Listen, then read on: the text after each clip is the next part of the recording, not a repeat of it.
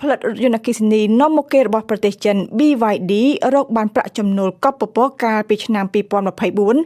ในขนมตุ่มหอมตักประประมาณ$100,000,000,000โปลคือชราญเจียงกรมหนเทสลากูประเจงได้รกบานประจำนวนแต่เจียง$97,000,000,000ปนโยงตามระบายการได้กรมหนบานจิมไซในหลิงไงจันตีมาไพบุญมินีในเป็นบัตตีสาพิหนในตีกรุงฮ่องกงกรมหน BYD ลวดรถยนต์อคคิสนีบานเจียงบุญเบียกใบเลี้ยนเครื่องในชนามปีปอนมาไพบุญการนี้คือบานทัวร์กรมหน BYD ได้จีอาสอกัดมอกปีภาษาอังกฤษថា Build Your Dream หรือก่อสร้างกระไดสมัยរបស់អ្នកនោះទទួលបានប្រាក់ចំណេញពីការលក់រថយន្តបានជាង$5,000,000,000នៅឆ្នាំមុនពោលគឺការឡើងដល់ទៅ34%បើប្រៀបធៀបទៅនឹងឆ្នាំ2023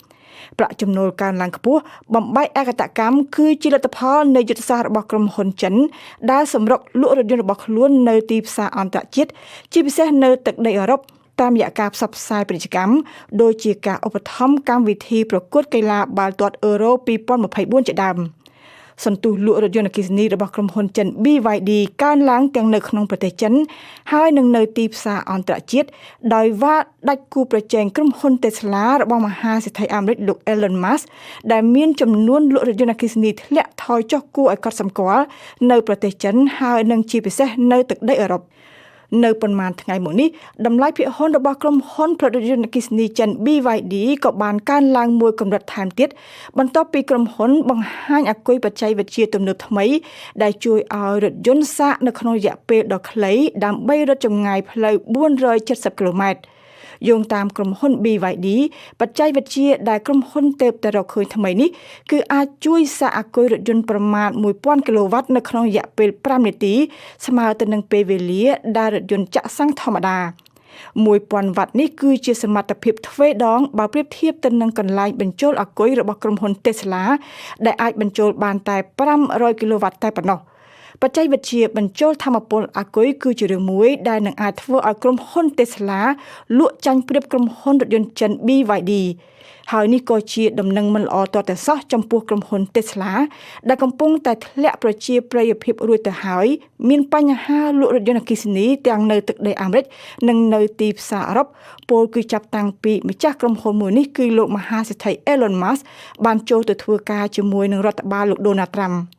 បាតកម្មហើយនឹងការដុតរថយន្តអគ្គិសនី Tesla របស់លោក Elon Musk បានកើតឡើងជាបន្តបន្ទាប់នៅទូទាំងសហរដ្ឋអាមេរិកហើយនឹងនៅតាមបណ្ដាប្រទេសមួយចំនួននៅអឺរ៉ុបដើម្បីប្រឆាំងតវ៉ាទៅនឹងលោក Elon Musk ដែលលោក Donald Trump បានតែងតាំងជាមនុស្សជំនិតទទួលបន្ទុកកាត់បន្ថយយ៉ាងចាស់ដៃខ្ទង់ចំណាយរបស់រដ្ឋាភិបាលអាមេរិកនៅតាមបណ្ដាប្រទេសមួយចំនួននៅអឺរ៉ុបដោយសារតែលោក Elon Musk បានចេញមុខគាំទ្រក្រុមស្ដាំនិយមជ្រុលដូចជានៅប្រទេសអាល្លឺម៉ង់ជាដើម